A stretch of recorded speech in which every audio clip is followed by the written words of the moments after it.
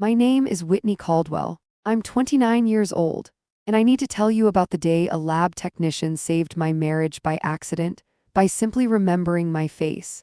But before I get there, I need to tell you about the year my mother-in-law spent trying to convince my husband that our son wasn't his. I met Marcus when I was 24. He worked in commercial construction, project management mostly, the kind of job where he came home covered in drywall dust and talked about concrete pour schedules with a kind of enthusiasm I found completely endearing.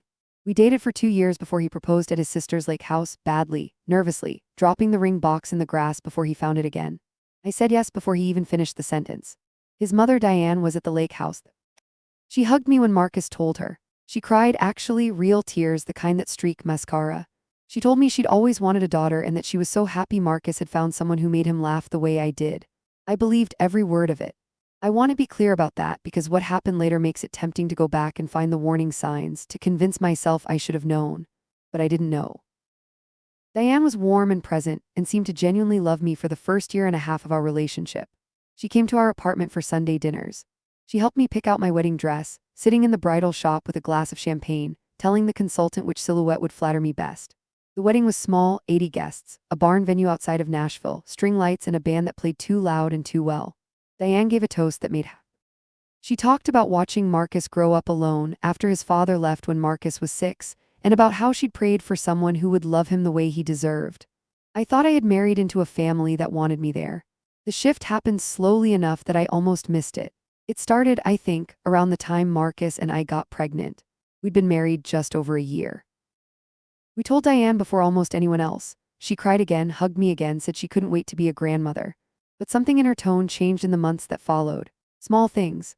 She started asking questions that felt slightly off, not malicious exactly, but pointed in a way that left a residue after the conversation ended. You and Marcus were together exclusively this whole time, right? She asked once at a family dinner apropos of nothing. I laughed, assuming she was joking. She wasn't smiling. Of course, I said. I just ask because sometimes things happen, she said. Stress can do strange things to a relationship. Marcus, sitting next to me, didn't seem to register the strangeness of the comment. He was focused on his food. I let it go. A few weeks later, she asked, in front of Marcus's sister, whether the due date lined up with when Marcus and I had gotten serious. I told her it did, easily, doing the math out loud because I had nothing to hide. She nodded slowly in a way that somehow made me feel like I'd failed a test rather than passed one. I mentioned it to Marcus afterward. He said his mom could be intense but meant well. He said she'd been through a lot, his father's affair, the divorce, years of being the only parent. He said she probably just had trust issues that came out sideways sometimes. I accepted that explanation. Our son Ali was born in April. He had Marcus's nose and my eyes and a head of dark hair that the nurses kept commenting on. I remember holding him in the hospital and feeling something open up in my chest that I didn't have words for, a kind of love that rearranged everything I thought I understood about myself. Diane visited the hospital. She held Ali for a long time, studying his face with an expression I couldn't quite read. He doesn't look like Marcus. Babies change so much, I said. He'll probably look different in a few weeks. She didn't respond to that, she just kept looking at him. I told myself it was nothing.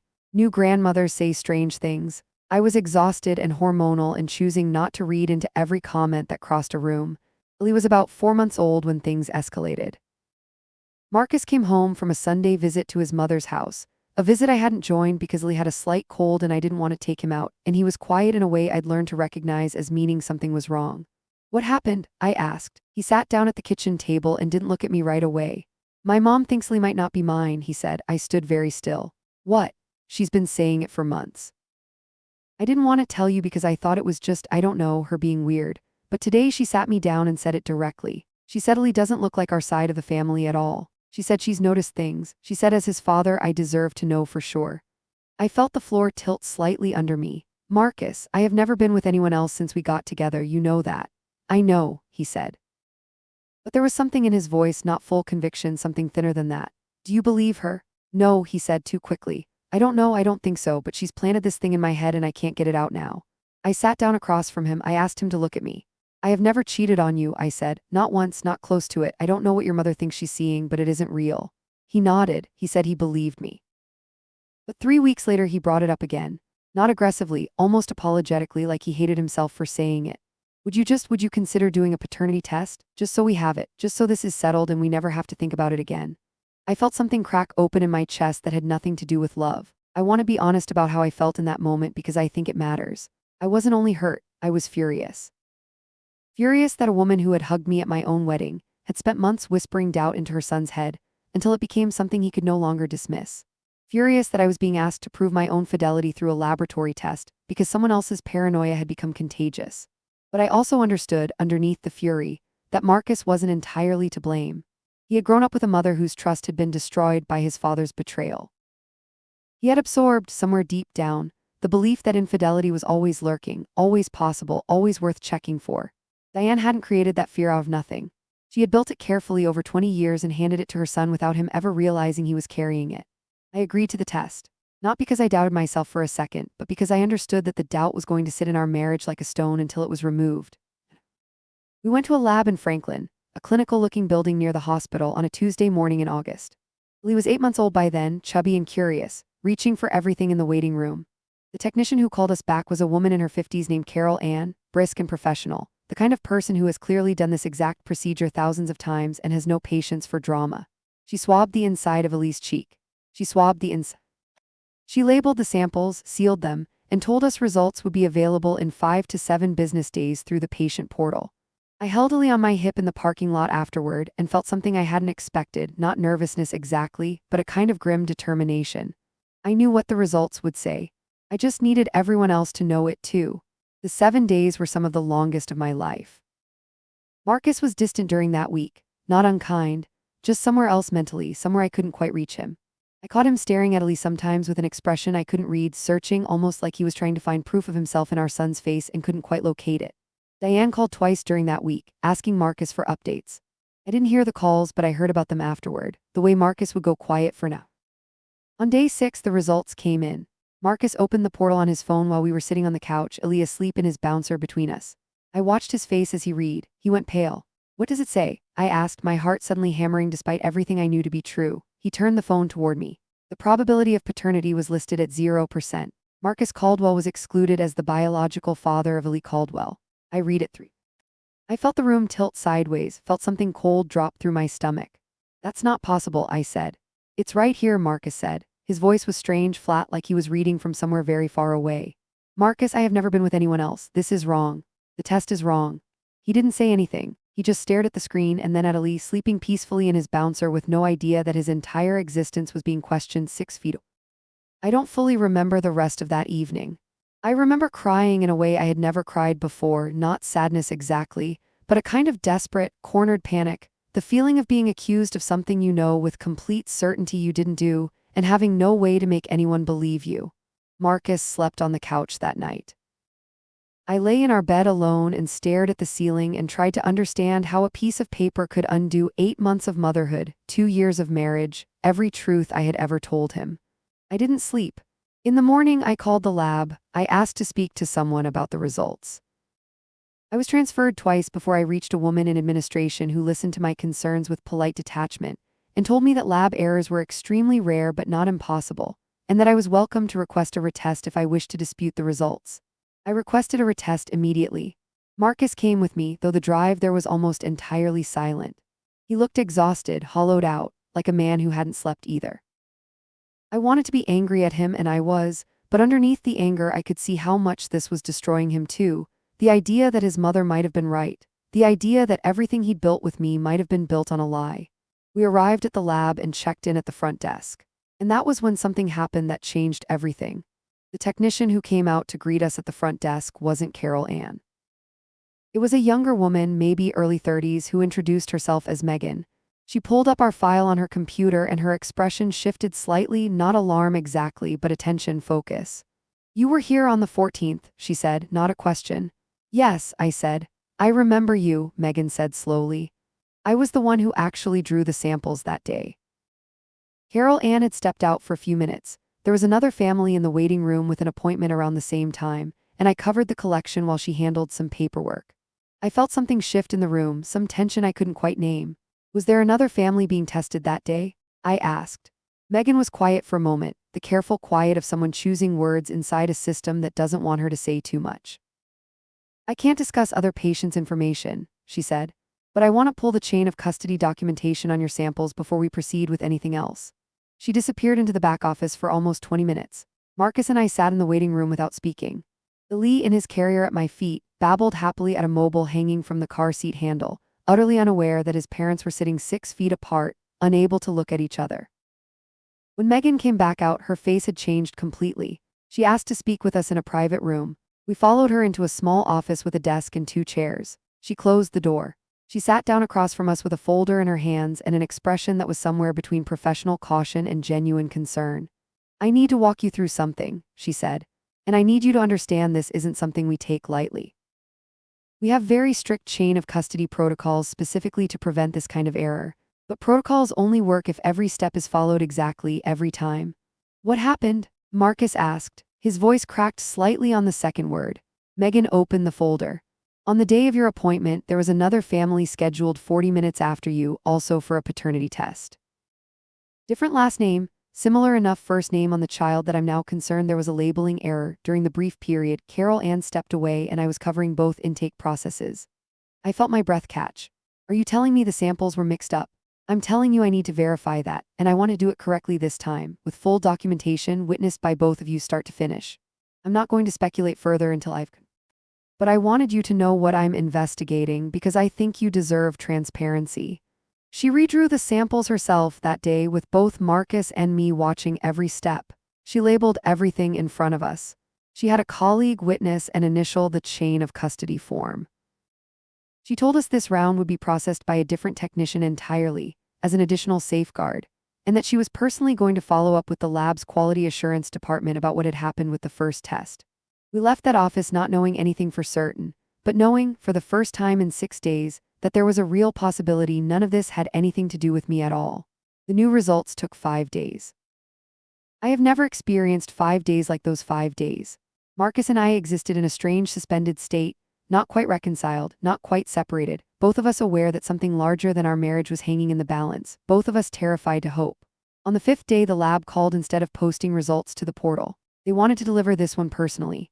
It was Megan on the phone. She told us the retest confirmed what she had suspected. There had been a labeling mix-up during intake on the 14th. The sample originally processed under Lee's name had actually belonged to the other family's child. A coincidence of similar paperwork, an unfortunate 40-minute overlap, and one moment where 2 collection processes had crossed without anyone catching it in real time. The corrected results showed a 99% probability of paternity. Marcus was Lee's father. He had always been Lee. I don't fully remember what I said when I heard those words. I know I cried again, but it was an entirely different kind of crying than the week before, something closer to relief so large it physically hurt. Marcus sat down on our kitchen floor, phone still in his hand, and put his head in his hands and stayed like that for a long time. When he finally looked up at me, his face was wrecked. "I'm so sorry," he said. "I should never have doubted you, not for a second. I let her get inside my head and I let it poison something that should have been unshakable. I didn't have a gracious response ready. I was still too raw. You believed a piece of paper over me," I said. "After everything, after 2 years of marriage, after watching me carry him and deliver him and never sleep for the first 3 months because I was making sure he was breathing. You believed a number on a screen over the woman you married." "I know," he said. "I know, and I don't have an excuse that makes it okay. I panicked. And I think some part of me has been braced for betrayal since I was 6 years old and watched my dad walk out, and I let that part of me make a decision it had no right to make. I sat with that for a long time before I responded. I am not going to pretend that conversation fixed everything immediately. It didn't. We went at couples counseling for 4 months afterward, working through not just the immediate crisis but the deeper pattern underneath it. Marcus's inherited fear, his difficulty fully trusting good things to stay good, the way Diane's anxieties had become his anxieties without either of them ever examining where they came from. But the conversation that mattered most happened about 2 weeks later, when Marcus drove to his mother's house alone and told her what had actually happened. I wasn't there for that conversation. What I know is what Marcus told me afterward. He said he sat his mother down and told her the corrected results, told her it had been a lab error, told her that Ali had always, unquestionably, been his son. He said Diane's first reaction wasn't relief, it was something closer to disappointment. He said there was a flicker across her face, gone almost as quickly as it appeared, but unmistakable to a son who had spent his whole life reading his mother's expressions. That suggested some part of her had wanted the original result to be true, that some part of her had been hoping all along to be vindicated. Marcus told her as clearly and as calmly as he could manage, that whatever fear she was carrying from his father's betrayal was hers to carry, and that she did not have the right to hand it to him, and she absolutely did not have the right to use it as a weapon against his wife and his son. Diane cried. She said she'd only been trying to protect him. She said a mother's intuition matters. She said she'd seen things in Ellie's face that worried her.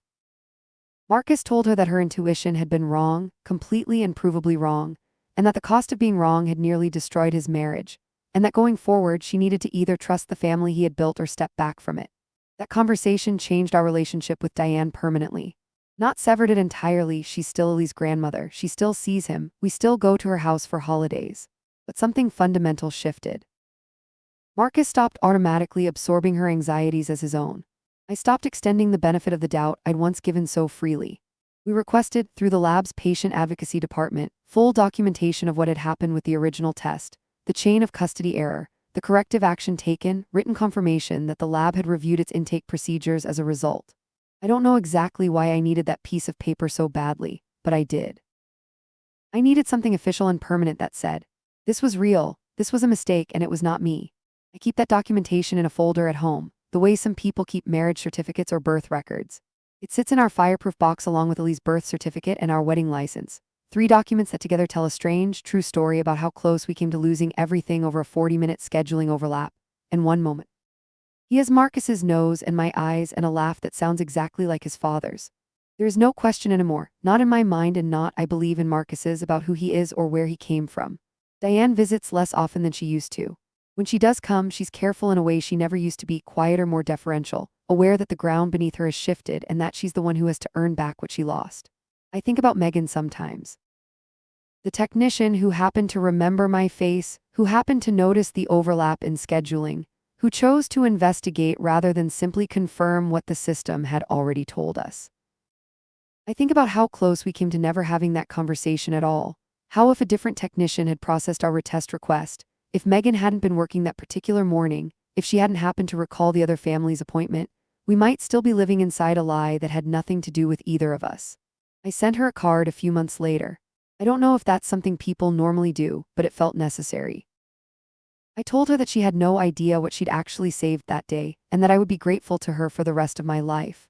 She wrote back a short note. She said it was just her job doing things correctly the way she was trained to do them. But I know better. I know that doing things correctly in a moment when it would have been easier not to is exactly what saved my family. I am 29 years old. I am still married to Marcus. I am still Ellie's mother in every sense that matters, exactly as I always was. And I have learned something I never expected to learn at 29. That the people who claim to love you most can sometimes be the ones who plant the deepest doubts, not out of malice, but out of fear so old and so familiar that they no longer recognize it as anything other than instinct. I have also learned that the truth, even when it gets momentarily buried under error and paperwork, and someone else's unresolved fear, has a way of finding its way back to the surface. Sometimes it just needs one person doing their job correctly to dig it back out. There's a part of this story I haven't told yet, something that happened almost a year after the corrected results came back, something that put the whole experience in a different light entirely. Megan called me out of the blue on a Thursday afternoon. I almost didn't pick up because I didn't recognize the number, but something made me answer. She asked if I had a few minutes. Her voice sounded careful, like she was choosing each word before she let it out. She told me she'd been doing some additional digging after our case, not because she had to, but because the chain of custody error had bothered her enough that she'd gone back through old intake logs from that period, partly out of professional diligence and partly, she admitted, because something about it had never sat right with her. She found 2 other cases from the same 18-month window with similar intake overlaps. Different families, different technicians on duty, but the same fundamental vulnerability in the scheduling system, back-to-back paternity test appointments processed too close together, increasing the risk that samples could be mislabeled during a busy morning. In both of those other cases, she told me, the results had never been disputed. The families had accepted the original results, and as far as she could tell from the records, never requested a retest. I sat very still on my kitchen floor while she told me this. What happened to them? I asked. The other families. She said she couldn't share specific details, but that she had flagged both cases internally and recommended the lab proactively reach out to offer free retesting given the documented system vulnerability during that window. I thought about Marcus sitting on our kitchen floor with his head in his hands. I thought about how close we had come to simply accepting that result, to letting it dissolve our marriage and reshape Ellie's entire childhood around a lie neither of us had created. And then I thought about families who might still be living inside that lie right now, who might have separated, who might have a child growing up believing his father walked away when in reality there had never been any reason to leave at all. Thank you for telling me, I said. And thank you for going back and checking. I almost didn't tell you, Megan admitted. I wasn't sure it was appropriate, but I kept thinking about how scared you both looked in that office, and I thought you deserved to know the full picture. That it wasn't just your case. That the system failed in a way that could have hurt more than just your family. After we hung up, I sat with Ellie on the kitchen floor while he stacked wooden blocks into towers and knocked them down, laughing every single time, completely unaware of how close his entire world had come to rearranging itself around a clerical error. I told Marcus about the call that evening. He was quiet for a long time. We almost didn't ask for the retest, he said finally. If you hadn't pushed for it immediately, if I had just accepted it the way those other families apparently did, he didn't finish the sentence. He didn't need to. That conversation changed something for both of us. It wasn't just about clearing my name anymore, or about proving Diane wrong, or even about repairing what had broken between Marcus and me.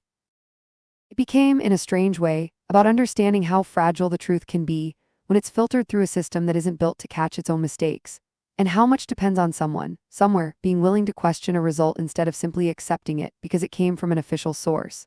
I think about this every time someone tells me a piece of paper or a screen or an official document is the final word on something. I believe in evidence. I believe in documentation. I keep my own folder of it after all.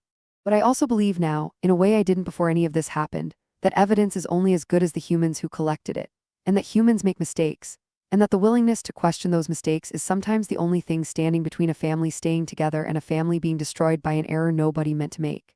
Diane never found out about Megan's second call. I don't think she would have cared the way I needed her to care. I think, if she's honest with herself, some part of her is still waiting for a different kind of proof to surface, proof that would let her be right about something she desperately wanted to be true, for reasons that have very little to do with Ellie and everything to do with her own unhealed history. I've made my peace with that. Not because it doesn't still sting sometimes when she looks at Ellie a certain way at Thanksgiving, but because I no longer need her approval to know who my son is and where he came from. I know exactly who he is. He is mine. He is Marcus's. He always has been. And no clerical error, no inherited fear, no whispered doubt at a family dinner table was ever going to change that fundamental, unshakable fact. It just took one piece of paper, briefly wrong, and one technician willing to look closer, to prove it beyond any question at all.